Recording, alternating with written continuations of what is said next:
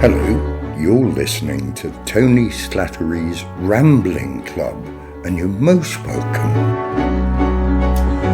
Well, it's Friday, it's 5 to 5, and it means that the doors to Tony Slattery's Rambling Club are open once again. Hello, my name's Paul Carmichael. And I'm Alan Leon. And you're welcome to the Rambling Club. We've had a bit of an interesting week. There's been some interesting letters, some interesting phone calls. There's been some disharmony in the village, hasn't there, Alan? There has. There's been rumours of a new volunteer fire brigade who are going around assessing how flammable everyone's shed is and then offering to insure it. For a small sum of money. I'm hoping that the constant stream of urine from the President will keep us fairly damp and non-flammable for the time being. It should do, hopefully, but I think here in the cosy confines of the shed we're probably perfectly safe. But, do you want to check who that is, Al? Yes, certainly. Can I help you? Fucking hell, the special effects on this show is extraordinary. Extraordinary. Okay, so... open door. Hello, we're fucking gangsters or something. You can tell because we were on the train early talking about Bonnie Langford in the Sondheim show. Right. And that's where Con threw his bottle of water over this girl sitting next to him. Complete accident. We're very crazy, mean people. So we're kind of like the Cray twins, but we're going to be the gay twins because that's like better and more showbiz. And they love musical theatre. So there you go. So what do you want? Well, do you want to come into the shed, gentlemen, and maybe we can have a bit It's a shed. It's a shed. I've come all the way up from London to be in a fucking shed. I know, but look, it's beautiful. They got a mother of pearl type of oyster like chandelier thing. there. Yeah. You used to get it in Habitat. Oh, that's lovely. It's very nice. Lots of books. You're and just DVDs. jealous. Yes. And drawings. And something that looks quite phallic. And a dog. And an Enid Blyton Christmas card painting. Okay. Apart from that, I think they're assessing if we've got anything valuable, but luckily the answer is pretty much no, isn't it? Pretty much it's all tat, thankfully. Thank God we recorded at your place. Lovely dog, though. He's a good dog. Hang on a moment. Do you recognise these two?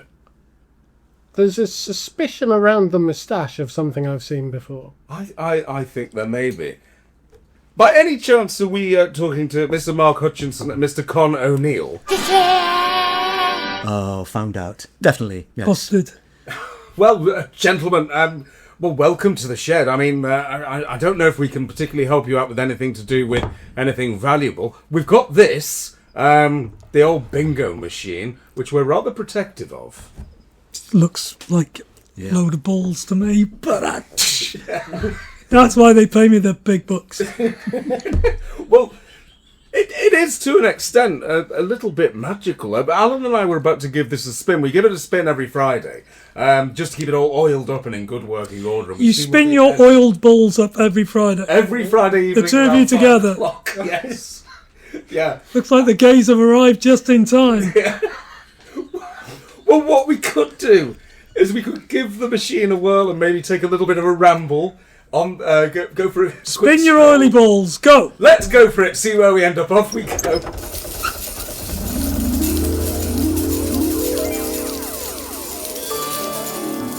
Tony's enchanted bingo machine.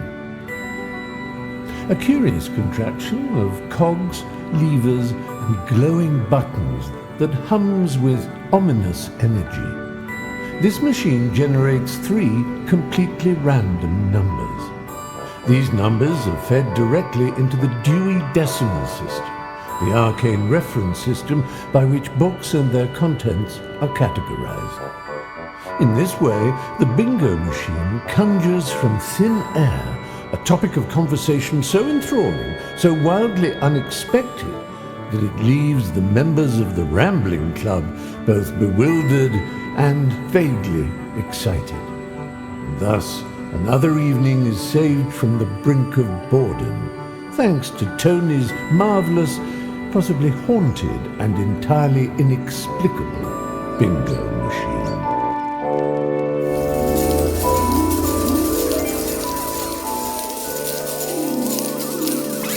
Well, here we are in our first location with our guest presidents this week, with our first set of numbers, and those numbers are 4, 3, 3. 433. 433. That means the first subject we're meant to ramble about is German dictionaries. Also, sollen wir auf Deutsch unterhalten, ja? Sprechen Sie Deutsch. So, when we were on Broadway doing Yes. Blood Brothers... Yes. Did you take your German dictionary with you? I did. I lost it on the way, unfortunately. I didn't know you spoke German. Oh, just I I've wish. known you for 35 Yeah. Jahre alt or something fucking weird like But that. we're saying on the train here today that the first time Tony met Con was in Toronto, In your flat. in the dressing room, sometimes. on the flat, and Yeah, the apartment. and Con did an impression of Tony on the train, pretending to slush. Yeah, a first time, wine because bottle obviously I knew who Tony was, and I knew that Tony and Mark were together, but we'd never, for some reason, I'd never met Tony. And none of us spoke German, so we can just forget that German dictionary story. But I met Tony, and we're all kind of wanted to meet Tony, but he was quite a big star, and we were kind of a bit nervous, and I think Tony was a bit nervous. So we got very drunk very, very quickly. And there was lots of splashing of vodka glasses, and it's the first time I ever saw Tony do the fake smoking thing that he used to do. Fake smoking. He used to do this for emphasis, which is a silly thing to do on a podcast. You can't see one. For those watching in black and white. Yeah, but basically, I try and get it into every performance I do. I've just realised there's a lot of flies buzzing around the Habitat chandelier, which They love it. doesn't bode well No. for what's buried inside the Habitat chandelier. And But yeah, sashes. the first time I met Tony was in Toronto, and fell in love with him immediately. But not a German dick in sight. So. Dictionary. Dictionary. Oh, okay. Yeah, yeah. Oh, that's a different thing. So how long did you work together on Blood Brothers? In my third contract, my twin fell through a conservatory roof, so slashed his arm in half. So they put Con in. They put Nick on, the understudy, Nick They did. Graham, for a few days, and then sort of decided that it would be good to get Con O'Neill to come back. I was about to do film in Ireland, and I was in prep for that. And We had 2 days rehearsal together. we had 2 days rehearsal. Bill Kenwright called me, and so like said, do it or I'll have your family kidnapped. And Fair enough, yeah. so I could do it I could only do it for 2 weeks. And Then I'd start filming. we did, and I said to Con, you live down the road, I believe, in a pub with Nick Moran in Stockwell. I live in Clapham Common with my partner Tony. Why don't we meet up on Sunday, my day off, and rehearse by ourselves? Because I didn't think 2 days was long enough to actually sort of get to grips with being I'm sorry. twins. Didn't quite catch that. Apple disagrees with you, and thinks that 2 days was plenty. And I think it probably was. I'm just gonna. So yeah, we did 2 weeks, and then about. Sorry. I don't understand. Okay. Is that your agent again? This whole fucking place is haunted. Yeah. So yeah, that's this got nothing to do with German dictionaries. Let's go to Ball 2. Yeah. Is that how this podcast works? Sort of, yeah. Could be, Yeah. yeah. Alan, German dictionaries. I know, no. I'm afraid. I mean, I know that the printing press was invented in Germany because it was William Gutenberg, of course, was the who invented so presumably. And Paul, do you know anything about German dictionaries? Absolutely nothing. I've got a German brother-in-law, and Is he here? he isn't here. He's on the chandelier. Can we call him? Lines are after. It's the most unfortunate thing, which is, you know that whole Basil Fawlty thing. Don't mention the war. I mentioned it before, and I go. Yeah. You'd be amazed how often it comes up when he's here. It's quite shocking. It's almost impossible. Does it ever come up when he's not here? Very rarely. Just the room you have in the back with all the Nazi paraphernalia. Yeah. It's like helmets. Yeah. So, I mean, my experience is normally being a little bit tense and hoping nothing inappropriate is said about it, which often is the case, unfortunately. I learned German. I didn't learn German at school. I was terrible. For Same. languages. Absolutely dreadful. So I can remember the German for over the level crossing, and I could be wrong, Mark, but I believe it's über die Kreuzung. Yeah. Ah! And my favourite German word was geschlossen, which is closed, right? Yes. Yeah, And see? Schadenfreude is a great word, isn't it? Schadenfreude. Freude. Great. Yeah. And Vati and Mutti was always made everyone giggle. Say that again. Vati, Vater, Mutti, Father and mother. Vater. Oh, yeah. There's a Schubert song where he's singing very passionately about his dad, and he keeps singing "Mein Vater, mein," which used to make me piss myself. Yeah. I remember that. But no, apart from that, German-wise, it's not one I'm an expert on. Well, it's not one I know anything about apart from the over-the-level crossing. But it's very specific, isn't it? German dictionary. Yeah. Probably full of misinformation about the war as Do you well. have it? Yeah, so you have to be careful. Yeah. Don't believe what they say. No. No, exactly. Yeah. So I don't have any reference to German dictionaries in my life. Right. So I okay. failed. Does that mean I'm fired? I can not go as home. of yet. We've got a few more Okay. to go, so we might get somewhere yet. Okay. Do you know what? I probably sell them in LA. You might buy one in LA. Just out of interest. Shut up. Well, I'm just saying. Yeah. You're never too old. You're never too old to buy a German dictionary in LA. The movie. The movie. The musical. Yeah. No, stop. So what year was it that you first worked on Blood Brothers together? 92. 92. 1892. Yeah. 92. Yeah, we And look then- older than we are. Then it was, 5 years later that we did? 1 year later, actually, yeah. yeah, it felt like 5 I years. was to you. drinking in those days. So Was it only 1 year? Yeah, because you came in 92, and then there was rumour about Liverpool, Toronto and Broadway, and various people said, Conor Neil said he's doing Broadway. Conor Neil said he's doing Broadway. But And when that's I how came back for people those 2 got weeks, that people wasn't Stephanie, was it? interested. Who is the mum when I came back? Was it not Stephanie? I don't think it was. Okay. I've had so many mothers I can't remember. And what about in the show? Ba-bum. Who would it have been? Well, it's at the Arbury, so I've got a feeling it might have been Stephanie. I don't think it was. Okay. You can't remember being mothers either. I can't remember a lot of the 90s, to be honest. Yeah. So, Con was saying earlier he was in LA and he'd been messaged by Bonnie Langford, who thought they were best friends. And well, we are now best friends. Yeah. Well, I wouldn't say we're best friends, but I'd seen Bonnie when I was 15, when I did the National Youth Theatre. It was my first time in London. I had enough money to go and see one West End show. So I went to see Cats.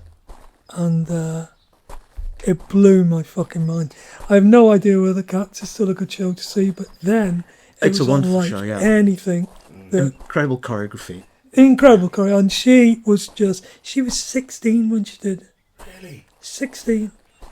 And I remember Wayne Sleep arriving in a old sports car convertible, being driven by his beautiful chauffeur friend, and Wayne had his feet up on the dashboard and his ballet shoes or his tap shoes around his neck, and he leapt out of the car. It was so showbiz. And and then I was in LA recently and I bumped into Bonnie Langford and we reminisced.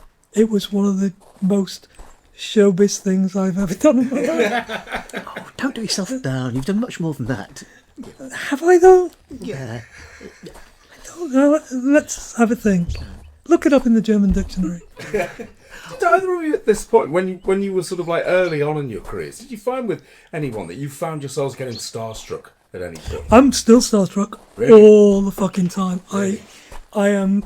That's so kind. So When I first did Blood Brothers, Robert Locke played Eddie, and there was one night where the doorbell, there's a knock on the door of the dressing room after John opened the door, and it was Vanessa Redgrave and Joe Lee Richardson. And Vanessa had said we had to come back to say what a wonderful show. And I said, oh my God, this is amazing. I'm such a fan. Would you like to come in and have a drink? And she gave me a weird look and she kind of went, we're gonna go now, but thanks for the show. And I said, it's wonderful. And then carried on chatting, and she just kind of looked weirder and weirder at me, and then they left. And I turned around to Robert and went, wasn't that amazing? And that's how I thought the conversation went. Well, how the conversation went that Robert then told me was, Vanessa went, we love the show, we just wanted to come back. And I went, and for the entire conversation, I didn't have one consonant come out my mouth. And I still do that kind of thing today. So I tend not to speak to anyone. yeah. No, Kiki. I was gobsmacked with Kiki because when I was 16, I went to see the Kiki D band at the Liverpool Empire when I was in sixth form, and years Were you in later, your catsuit? just tap. and leg warmers. And years later... He trained as a contemporary dancer at this time. So I'm just filling you in on Mark's past. But years... Or I can just see him in a catsuit and leg warmers. That's Some kids from Fame. with his just jealous. with his Just BG jealous. hair. I just... Anyway, carry on. So after my second audition for Blood Brothers, Kiki D was sitting in the audience, in the auditorium with Bill Kenwright. I thought, oh, she's coming back! I thought, I've got to get this job. I've got to get this job. So 6 auditions later, I got it. And, 6 auditions. So they had 3-hour workshops with Sarah Lancashire and various people, very grand. And then Bill said to me after the 6th audition, "Oh, the job is yours before the auditions." I was just sort of matching you with Mickey's and Linda's.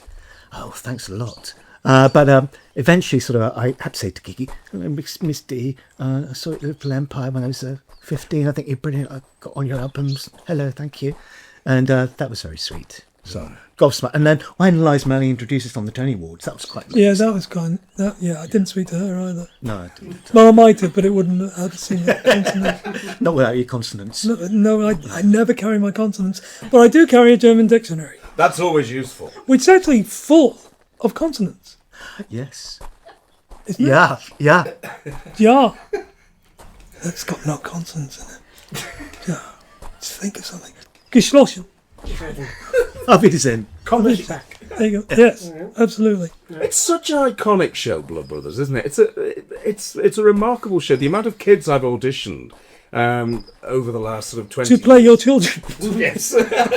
They come, and you always say to them, "Okay, and what's your audition piece?" And it's either going to be a bit of Romeo and Juliet, or they go, Sammy. I wish I was our Sammy. Yeah. The amount of times I've listened to that, and it's a huge show. I mean, is there still real pride about being connected? Absolutely. I mean, yeah. I think it's... I think Willie's a genius, and I think the word genius gets bandied about far too much. But he is a genius. I think I've done all of his plays, most of his plays anyway, apart from Shirley Valentine. And I haven't done Shirley Valentine because he won't let me. But if you look at just the structure of Blood Brothers and how he introduces an adult playing a kid through that poem, it's an extraordinarily brazen thing to do. And Blood Brothers, I did a workshop of his show a year ago, maybe a year and a half, and it has the essence of Blood Brothers, but it doesn't have the wit. And you can't ask an audience to go through that emotional journey without wit. You can't. They won't. Yeah. And the beauty of what he achieved, and it's, I love my job. I love working with good people. But I can't do fuck all if the writing isn't there. And he's just knows how to write.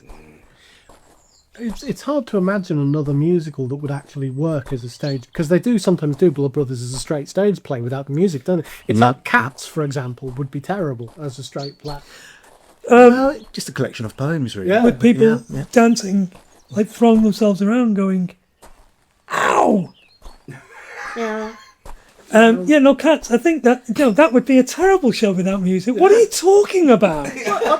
Isn't there a version of Blood Brothers that's just... It was play version, originally it was a play. Yeah. And then he added music. Cats was never a play. No, I know. I'm saying Cats wouldn't have worked as a play, but you can strip... Barely worked as a musical. Oh my God, are we still with German dictionaries? Move on. Cats was wunderschön. What's Blood Brothers in German? That could be a great Blutbrüder. time. Pardon? Blutbrüden. Are you sure? Yeah. That sounds wrong.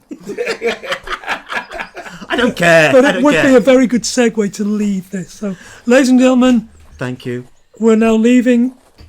Fucking say it. Blutbrüden. And moving on to our next ball. Let's move on. Sounds like a plan. It's been a while since Mark's had the feeling of the journal in his mouth, so, Oh, no, just homophobia.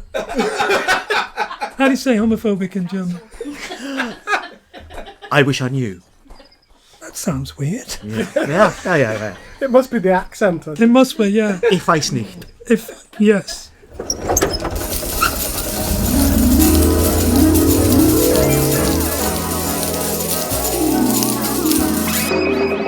Right, here we are, location number 2 in a second set of our balls. Okay.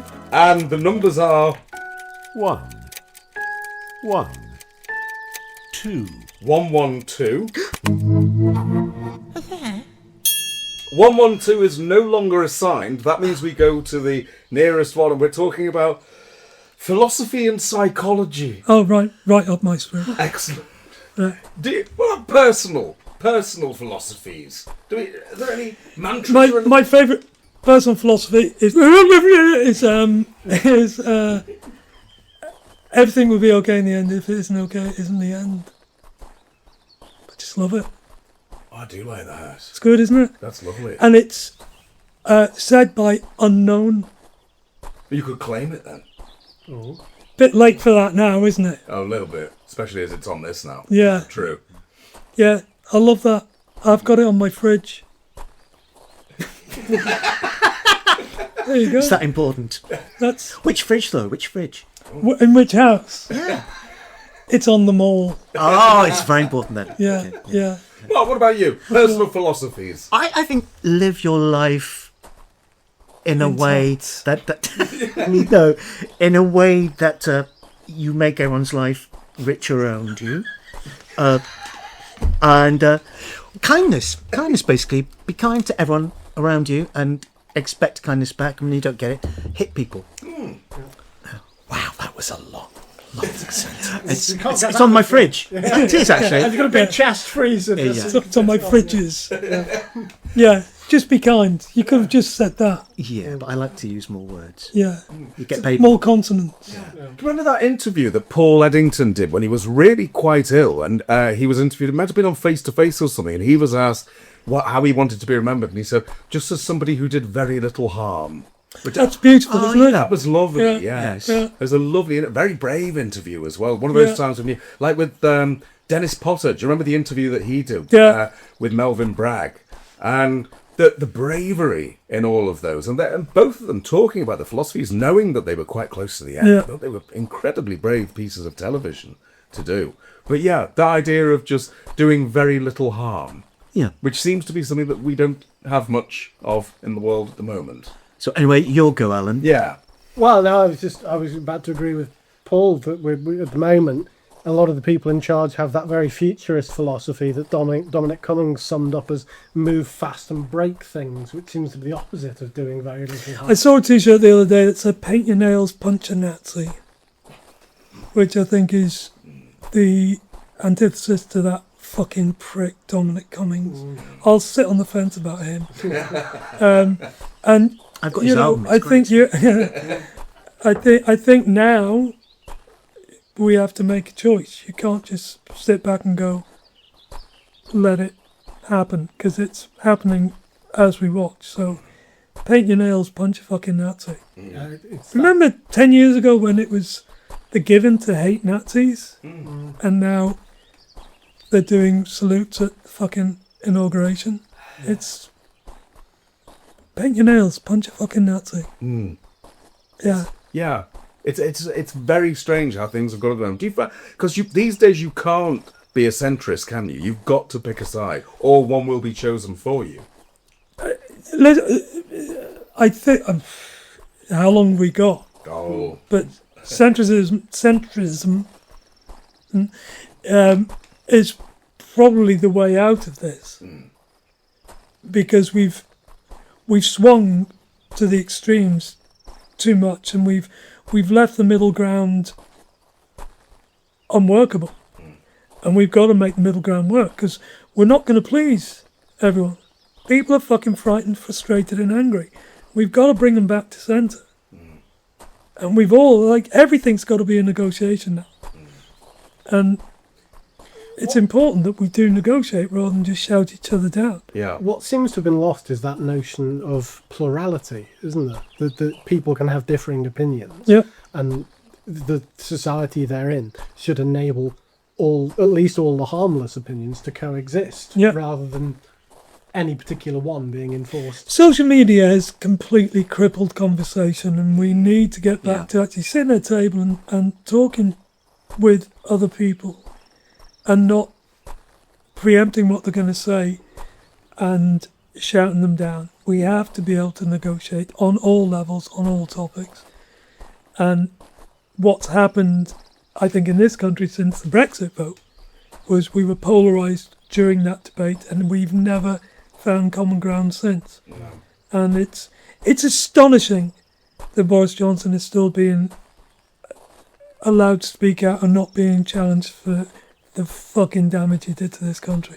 It's astonishing that man is given a platform still. But it's going to happen because you've got this cultish following of those huge topics. Well, it's ever since didn't Gove say that thing when it was leading up to Brexit, which is, you've all had enough of experts, haven't you? And everybody said, oh yes, we've all had enough of... It's just a bizarre thing to have had enough of experts. But it's because they can't win the debate any other way. Common sense is not relevant in the debate anymore. It's, if you're not happy, it's their fault. And they, or whoever those arseholes decide them to be. For now, it's the immigrants. Next, it's going to be gays, it's going to be trans, it's going to be any people of colour. It's whatever they decide to blame, because they can't actually coherently argue any other way. So it's got to be played. Yeah. And I always point out, when it comes to the Conservative Party in particular and Brexit, they shot themselves in the foot massively with Brexit, because for 40 years, if the Conservatives didn't want to do something or lacked the basic mathematical ability to do something, they just said, oh, Europe won't let us. And that was fine. Right, Everybody yeah. believed them. And now they can't blame Europe. So suddenly it's, oh, there's 5 people in a skiff off the coast of Dundalk. Yeah, but it's a narrative that's continuing with Farage and all. And, Farage we've allowed Farage to create this vision of himself, which is so easy to dismiss and cut down, but the press are not doing it. We're not doing it. Fuck me. Who'd have thought German dictionaries would be funnier than this? Mark, sing something. Do something funny. Take your top off. I've got the energy. Yeah. So this got deep rather quickly, didn't it? Yeah. Do you use social media, Con, at all? Or do you tend to... I do Instagram. I'm off all the other stuff because it's just too vile. And it's very intrusive, isn't it? It interrupts your day. it interrupts your day, and I'll use Instagram to promote or to say whatever I'm doing, and I try not to engage too much. I did for a while on Twitter. I refuse to call it the other thing. And but the writing was on the wall with that well before Musk got involved. But as soon as he got involved, it's a cesspit. And it's... And as you say, it stopped a whole generation of children being able to communicate now. So people don't sit down and talk, they text or they sort of WhatsApp or whatever they do, Instagram. Yeah, that's mobile phones as well, though, isn't it? I mean, that's there's a lot of emphasis on children in the social media debate, and there's plenty of evidence to show that the adults in this country have had their brains rotted by social media. Absolutely. I think we've got ourselves into a fucking diabolical situation. And, if you look at what's happening over the pond, it's jaw-dropping. And I absolutely don't see how we get out of it. But the kind thing that Mark mentioned, the last thing he mentioned before he went into a slumber, is really fucking relevant. Be kind. Yeah. Be nice to people. Yeah. And if you're being told to hate somebody that you have never met, question it. Tell me it's not true. See, that's why I've refused to do this podcast before. And why I'm embarrassed I'm here now. Because he started to fucking sing. He does do that. He does. This morning, I stupidly went onto Twitter and I replied to a question, which was a big mistake. Somebody was talking about manifesto commitments. And I just said, the important thing to do is, of course, make sure they are costed. And the reply came back straight away, which said, how do we do that, comma, you cunt. You told me I couldn't say that word. Chuck it in. Wow. The comma, though. I thought, at least you put the comma in accurately. The vocative comma. There we are. I have stuff, but nevertheless, it's a bit harsh. Yeah, but it's a comma from a complete fucking imbecile. Yes. Yeah. How are you supposed to do it? You're meant to do that. Otherwise, it's not a fucking costed manifesto. It's just fucking bollocks being spewed forth to get idiots riled up. Yeah. If it isn't costed, it isn't fact. It isn't true. It's not workable. And as I said to Tony every night when he was in comedy gigs with you lot, I'd say, what's the first rule of the show tonight? He said, don't say the word cunt. Yeah. And it was such a useful thing to learn. Everyone said it apart from me. Yeah. This is the first. Oh. You've said it now, Mark. It's too late. Well, Al used to beat him to it at certain nights, but yeah. Oh yeah, I've been known to be quick on the cons a few times. But See, all three of you know. I'm gobsmacked. You started it. I didn't. I haven't said it. You did. No, he said it. I said it. Get out. Then you started singing, tell me it's not. Oh my God! I've seen how this goes. They end up shooting each other. Yeah. I've never liked you. Well, I shoot him. He doesn't shoot me. They shoot me. Yeah, that's true. You've seen it, right? Suicide by cop. Yeah, suicide by cop. That's another conversation, but we won't go there because it's I meant felt to be like shooting him light-hearted. sometimes, but I couldn't. You can't improvise in a show like that. No, we tried and always failed. Remember when we were doing it in New York, they never got the gag Shag the Vicar. They never got it. We never got laughed because Shag is a dance in the States. So for a while, Mark was given permission to try and improvise around that line. And so he said several things, none of which worked. And then one night, on the Broadway stage, in front of a paying audience, he said, Mickey, well, pork the Pope. Can I say? And I was fucking on the floor. Can I say? Quite right. But Willie Russell used to knock on my door and give me these lines. Are you sure? Yes, I am. Did he tell you to say pork? Yes. Did he? Are you sure? Yes. A million times, yes. But also, he eventually came round and said, Mark, do you know what? That line doesn't get a laugh. Leave it. It's right. Yes. Buff the Bishop doesn't work. Boff the Bishop was just Pork the Pope doesn't work. Pork the Pope was glorious. The Pope is wonderful. Vex the Vicar wouldn't work either. Vex the Vicar. I've just made that up. Yeah. Okay. Yeah. Leave it to Willie. In more ways than one. Right. Okay. Lightheartedness. Tell me now.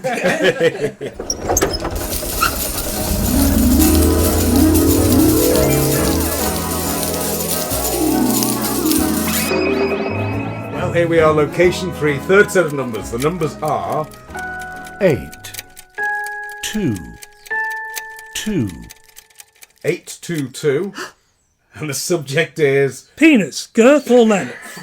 not penis, but English drama. Oh. There we are. Thank God for that. Tell me. No. Good. Okay, we can talk about this. Everything, if you're English, is a drama. This is true. Over to you, Con. Oh, you twat. Okay, your favourite English drama? TV drama? TV drama. Okay. Of recent years, it was This City's Ours, but Con doesn't like it because it makes Liverpool look like a very sort of a hard place to live. I said it makes Liverpool look like a great place to kill people. Yes. So I disagree. I think it really served a purpose. I thought the drama in that was wonderful, beautifully acted, beautifully written, wonderful performances. So that was my favourite TV drama of recent years. Nolly was great. About Noel Vaughan. Noel Gordon, yeah. Noel Gordon, yeah. That was great, Con. I loved that. I think. This is Mark in a panic. No, right? And occasionally Mark would do that on stage. Just panic and talk utter shite. Yeah. I was taught by experts. Oh. I can legitimately talk about this subject, can't I now? Okay. Yeah, Look, yes, there oh, we go. yes. Because, Con, The leash. I met Jack Barton Did you really? in 1998, Wow. and you got the sliminess absolutely spot on. He was Do a you very know strange the story about Nolly is I got asked to do Nolly at the last moment because somebody dropped out. So I was on my honeymoon, and we were on a beach in Greece where we hadn't been. The phone didn't work in the place we were at. My phone rang, and it was the team asking me to do Nolly. That was on the Tuesday, and it was to start filming on the Monday. So I had like 6 days' notice, and we were due to come back on the Sunday anyway. That's enough to rehearse Blood Brothers 3 times. Well, exactly, yeah. And I had my in the phone call, I wasn't sure if I was going to be able to do it because that's a very short amount of time to play somebody who existed. Yeah. And then I read it, and it's Russell, and Russell is another genius, without doubt. I think the best TV writer alive in the world at the moment. Him and Craig Mazin, Sally Wainwright as well. But Russell is a wonderful writer and a great collaborator, and I knew that he would catch me if I fell. But I arrived on the Monday for hair and makeup, and then met Helena, who I'd never met. And did we have the issue with trying to talk with Helena or with the consonants? No, because I knew we were filming huge scenes the next day, and the thing about Helena is you forget how famous she is, and then you meet her and you just get like flashbacks of everything she's done, and suddenly and she is so fucking awesome at putting you at your ease.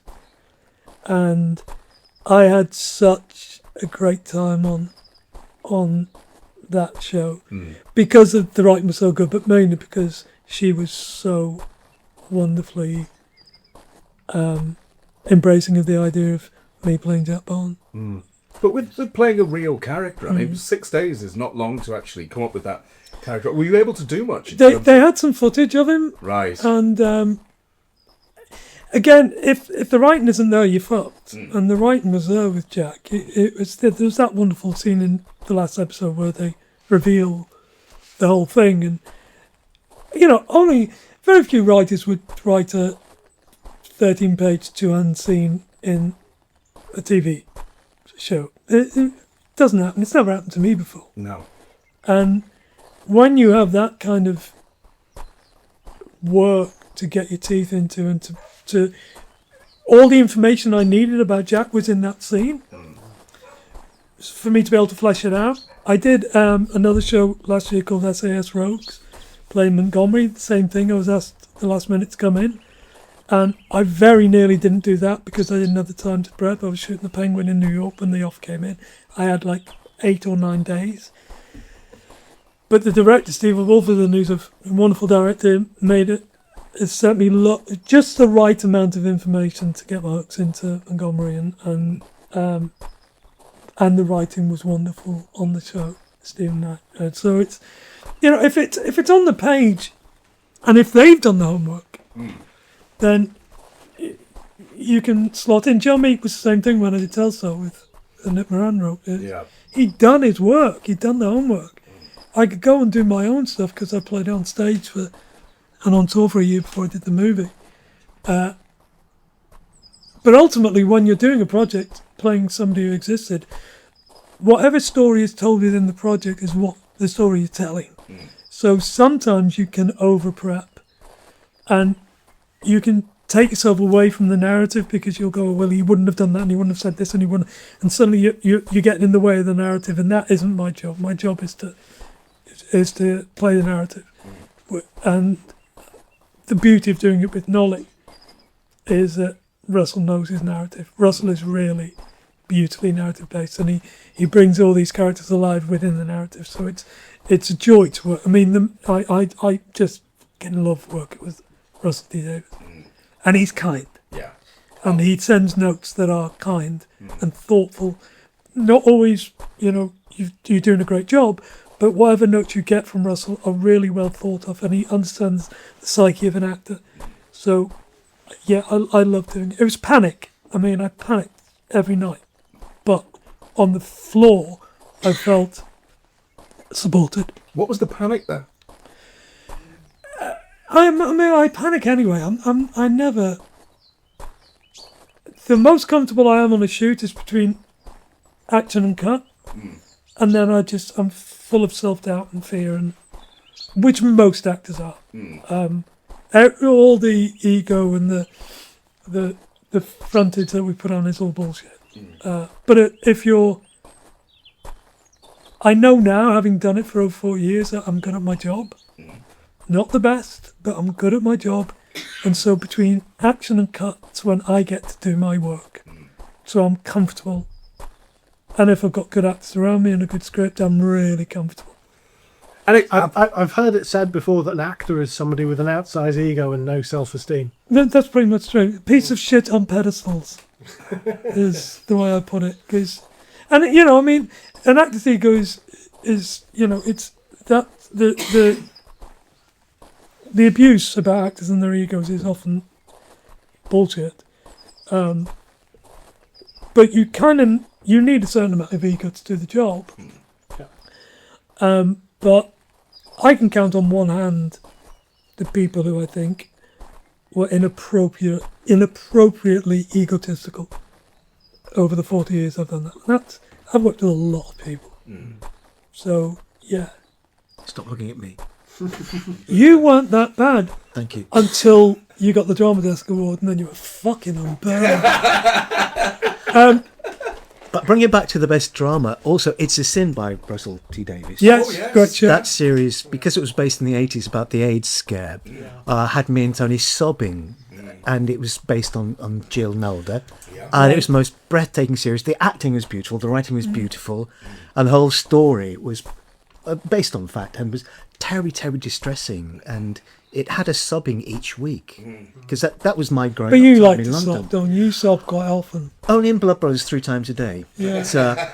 But I'm good at crying. I do. You are good at I like a crying. good cry. You give a good tear. I do ugly crying, like Juliet Stevenson in Trinity. Yeah, you are. proper ugly cry. Yeah. I think she was the first Yeah, actress that's to at do the that. warm-up. Yeah. That's when we're on stage doing a warm-up. He's practices. Everyone else is going, me, more money, bigger part. And Mark's just ugly crying. That's how he warms Getting up. into the last scene before we start. I would say drama, as we're on the subject of Russell. Queer as Folk changed the world. And when good TV drama can do that, or good comedy can do that, but Queer as Folk not only opened the door to debate in people's living rooms, it kicked the fucking door in. And unapologetically, because prior to that, every gay drama I can remember was apologising Yeah. for gay people. And then Russell brought us Queer as Folk, which just went, fuck you. We're here, we're queer, and we're not just shopping. So that legacy is profound. And when TV drama can do that, the world's the oyster, isn't it? I mean, So, what I find interesting at the moment is how are you both finding the sort of the landscape of TV at the moment? Because budgets are being cut in a lot of British things and all this sort of thing. So, do you find there's a bit less actually being made? No? there has never been a time in, and I do more telly than Mark, right? But there's never been a time in my entire career where budgets haven't been cut, where we're cutting days. You never have enough time. When you do a big movie, there's more time, but there's not enough time. So there's never enough. There's never enough time to rehearse a play. There's never enough time. I once rehearsed a play for 8 weeks. That was too long. That's the only time that's ever happened. Was that Molly Mothers? No, that was Ridley Walker at the Exchange in Manchester. Terrible piece of shit. But Based on the novel. based on the novel, Sounds- Russell Hogan. He wrote the plays. He wrote his stage play as well. But I can't remember a time where there's ever been. But it's one of the reasons I love doing telly is I love the speed of telly, and I love getting on the set and knowing you've got to do it. You can't sit around and talk about it too much. It's got to be done. Yeah. And quite often I find that you can overthink something, and yeah, I mean, I know what the argument is, and there isn't enough money and blah blah blah, but I don't see a shortage of programs. The streamers are overflowing with programs. And some of them are quality and some of them aren't, but that's always been the case. Yeah. You know, and I'm lucky I've been involved in some great drama. I think Happy Valley is one of the greatest things we've ever produced in this country. I think Sally Wainwright is a genius. I start off by saying genius is overused. And I think Sarah and Siobhan are two of the best actresses in the world. Geniuses. Yeah. Get out. I can say it. No, but you can't. It doesn't sound right coming from you. Say it again. Too posh. Say it again. Say it again. Genius. No. Genius. No, don't say it like me. Say it like you. Go on. Genius. Okay. Now say it like you've actually know what it means. Genius. There you go. See, this is the problem when you get us together. Because if I was on this on my own, it would be highly entertaining, interesting, and coherent. Yeah. With Mark, Genius. we get that. Yeah. That's like a little acting masterclass. You're just coaching the right. I know. Yeah, I know. it's great. I know. I'm You can basically a tell he genius. does more work. Yeah. I know. I was like that on stage with him. Don't say it like that. Con, I'm so sorry you didn't get the Drama Desk Award, by the way. Yeah. Fuck off. But thanks for coming along. So when we got the Drama Desk Award... I would have got it had it not been for that pesky Brett Carver. Tony was in New York when that happened, so Con hired a limo to take us did. to the Rockefeller Centre. Yeah. We all hired tuxedos, and we danced the night away at We the did. award ceremony. Yeah. Con sat in the corner crying and danced did. on his own. Swearing at everyone. So, It has to be said, before he completely destroys my reputation, we knew who had won and who hadn't won before we went to the Drama Desk Awards. so you're a very generous girl. So it was as a very loser. generous to go as a loser. And Yeah. I could have worn a tux. I chose to wear my underpants and a vest Yeah. with the tears and snot Strip and vest. fuck you on my back. But that was fine. Yeah. That was actually a good night, wasn't it? Wasn't Lynn Lynn Redgrave? Redgrave. couldn't She was on speak. voice rest. She had a thing round her neck saying, I am on voice rest. She was doing Shakespeare, She my was father talk. So Shakespeare around my father. Yes. But you've got something in your hair. Well, like You've a, got like a sponsored what the fuck silence is that? sign. Oh, it's just an alien You've got life like a form. flea in your hair. Genius. So Lynn Redgrave was having conversations with very animated conversations with Mark, but Mark was like talking and she was writing these things down and throwing them out, and everyone was dancing. And I met what is her name?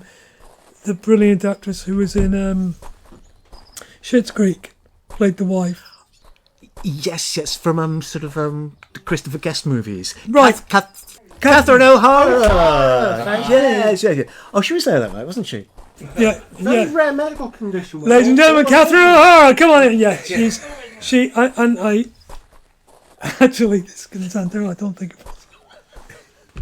It was Madeline Kahn. Oh. So you Wasn't lied, but you called her Catherine to her face. I mean, Catherine O'Hara is great, but that's But there was a step so. up. But this is 30 years ago. 1993. Is Madeline Kahn still alive? Or did they wheel her in? Is Madeline Kahn? Did she do the Bride of Frankenstein? Young Frankenstein. Young Young Frankenstein. Frankenstein. Yes, it was Madeline. I think it was. Yeah. Because She's got died actress very young, dyslexia. didn't she? yeah, Yeah. that was an amazing show busy event. That one. But I can't remember the Tonys because we'd all had a drink. That's why they named the rafter Tony. Yeah. There you go. Yeah. But yeah, Drama Desk Awards. That was a hoot. Blood Brothers on Broadway, wasn't it? It was great, yes, yeah. We were sort of fated by the public, and the press hated it. So it was that sort of cliche about the press coming out that night at the party, and the party closed down within 5 minutes. Literally, yeah. Bill, with They hate Blood Brothers, that. adults playing Listen, children, they people don't like. forget when it opened on the first time it opened. Yeah.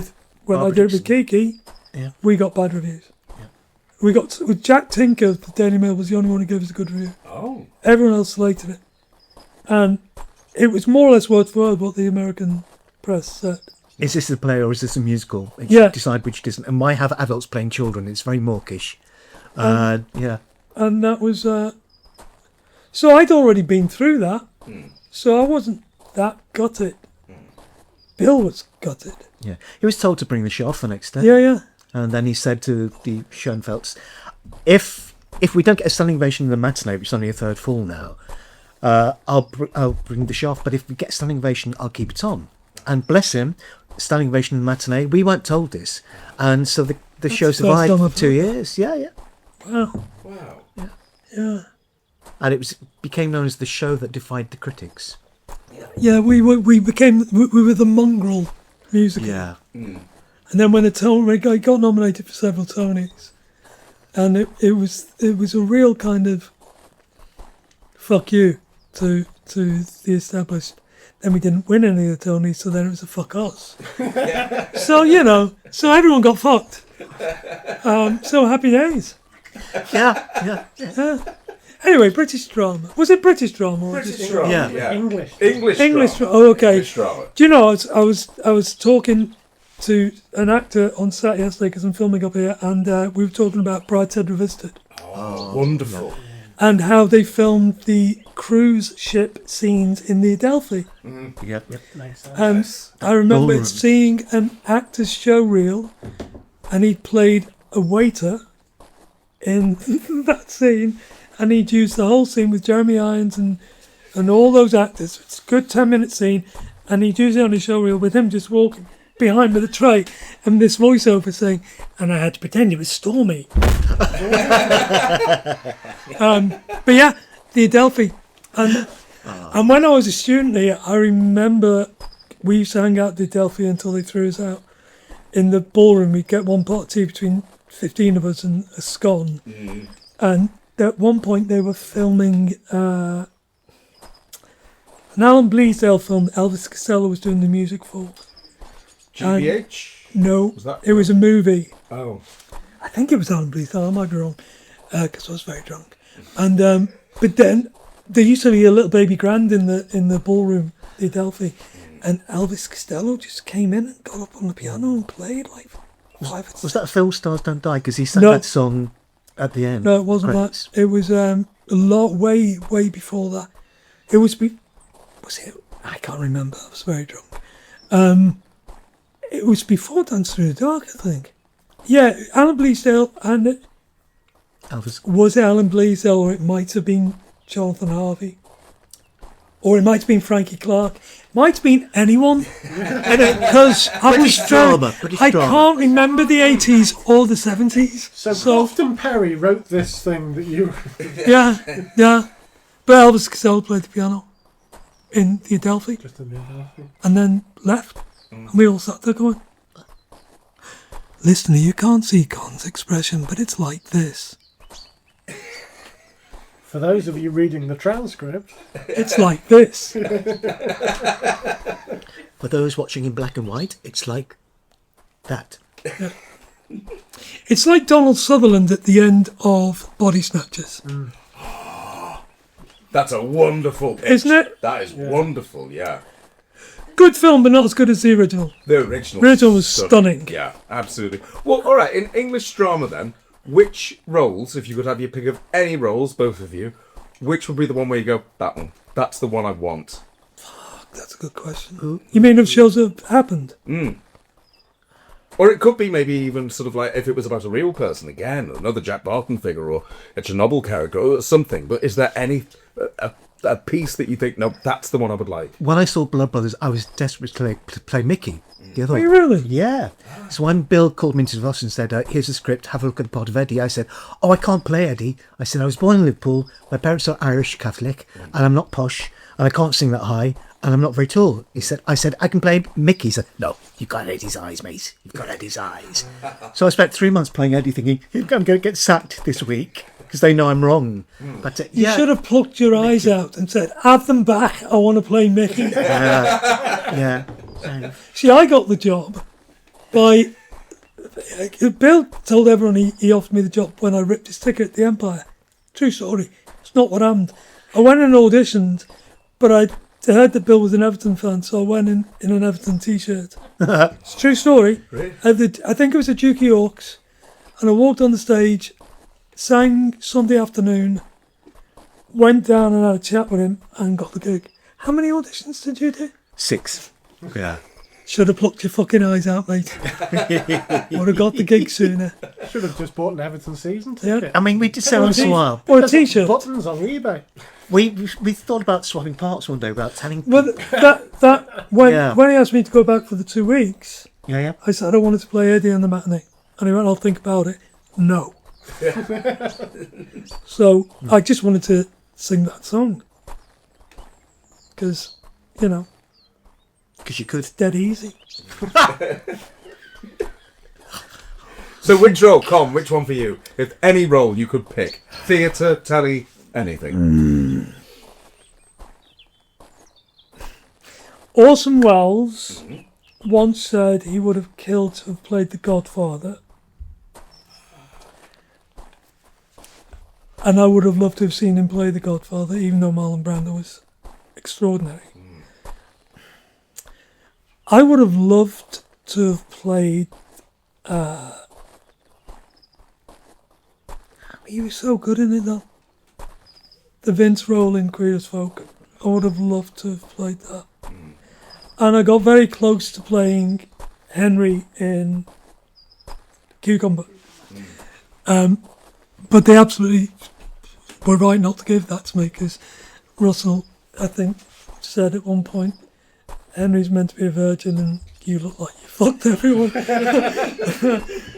and then I got to play Cliff, which was such a joy, and he was such a great character. Yeah. But I would have loved to have played Vince in Queer as Folk, but Aidan was so gloriously brilliant in it.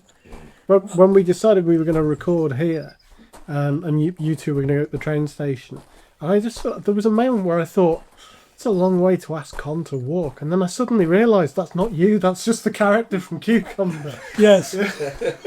Yeah, I had such fun with him. And thing is, when I agreed to do Cliff, they only had like 2 episodes that they could let us read. And Russell called me, and I was like, I'd never spoken to Russell before, and I just hadn't got the job I wanted, I hadn't got the part I wanted. And he called me and he said, trust me, it's going to be worth it. And when here's an interesting, when I first read it, I thought Cliff was the part I was going up for, because I immediately gravitated towards it on the page.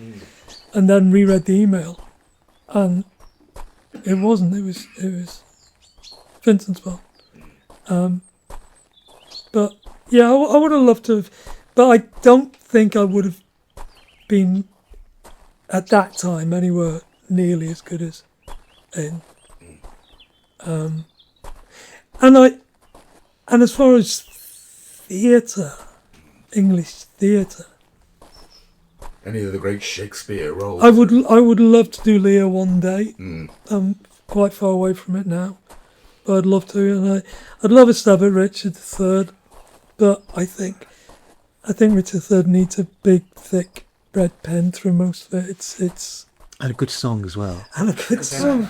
I'm Jake the no. Yeah. But Too gloomy. what about you? What, Evita? Oh God, yes. Not while you're growing your hair out. Yeah. Just going blonde after this, but no. Bobby in Company. Oh yeah. Buddy in Follies. Anything by Sondheim. Anyone told Bobby? Bobby in Company. Bobby, baby. Yeah, you'd be wonderful in company. What about you, Alan? What's the part you're leaning towards? Oh, that's a good question. Do you know what? I always fancied Mark Antony, Yes. because I love a bit of sarcasm in Shakespeare. Yeah. That bit where he does the eulogy. Yes. Yeah. I'd like to do Iago as well. Oh, yes. Yeah.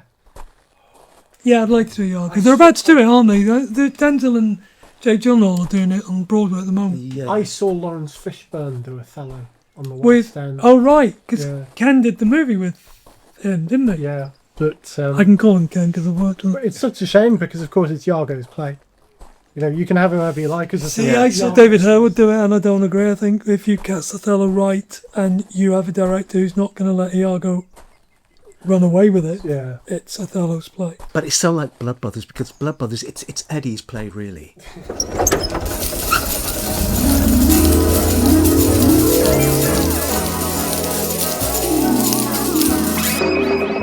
Well, here we are back in the shed. Our rambles for now are ended. And We've all urinated. we have all your... Listener, we've all been. I haven't. I'm holding it in, Mark. I haven't. Yeah, well, you've got your nappy on, so you're okay.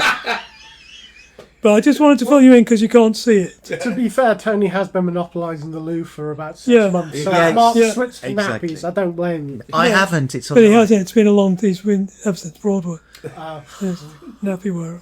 We're not having you back. We're not having you back. Come, leave. Get out So- that door.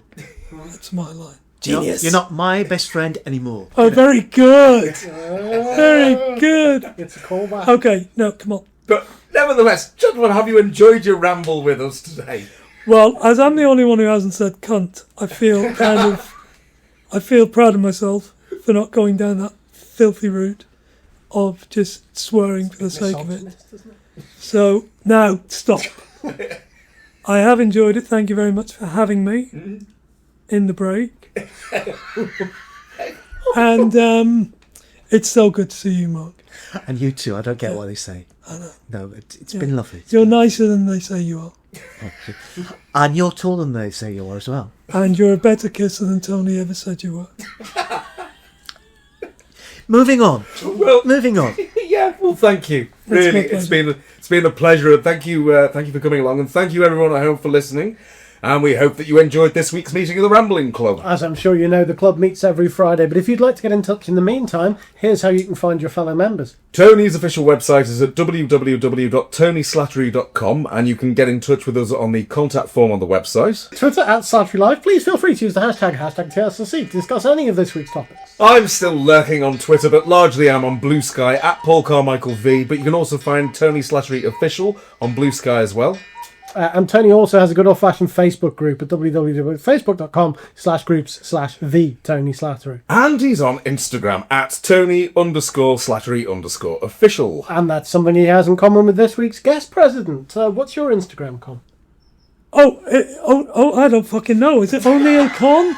Is that I- underscore? I don't know. Fucking hell, Mark, you talk while I'll look it up.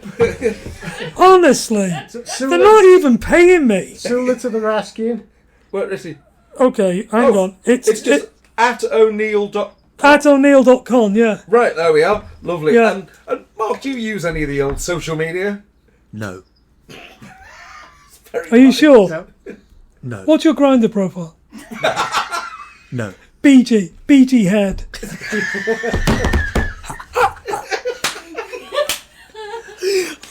That was good. You've been hanging out with Russell too much. Yeah. And if people want to join the Rambling Club for themselves, Paul, how do they do that? Well, the Rambling Club is open 24 hours a day, 7 days a week, and we will be delighted if you come along to www.patreon.com/Slattery Live. There's all sorts of perks there for members. You can find episodes 4 weeks in advance. You can see all sorts of photographs. There's all sorts of things there. So have a look at www.patreon.com/Slattery Live. Yeah, so please do get in touch by any of those methods. We'd be delighted to hear from you. And if you'd enjoyed us talking about English drama, there'd be no drama if you were to find yourself at your favourite podcast hub, leaving us 5 stars or perhaps a friendly little review. Oh, it's very good. And we will be back next Friday at 5 to 5 for another ramble, and we hope that you'll join us again. But until then, it's a goodbye from myself, Paul Carmichael. It's a goodbye from my colleague, Mr. Alan Lear. Goodbye. It is a goodbye from Mr. Mark Hutchinson. Kajugugu. And it is a goodbye from Mr. Con O'Neill. I don't know who any of these people are. I'm here under duress. You have been listening to Tony Slattery's Rambling Club with our special guest presidents, Con O'Neill and Mark Hutchinson. He was accompanied by Stephen Fry as the voice of the bingo machine. Acting Presidents O'Neill and Hutchinson were assisted by Paul Carmichael and Alan Lear. The music was composed and performed by Michael Livesley and Andy Fritzell. The lead voice are by Michael Livesley and the show's concept is by Paul Carmichael. Our producers are Stuart Morris and Alan Dubing, and the show's Researchers is Sola Carmichael. The show's producers are Erika Lear and Mark Hutchinson, and the program was edited by Harry Carmichael. Our executive producer is Chris Castle, and the series executive producer is Mark Strickson. Tony Slattery's Rambling Club ist eine fanfanite Produktion.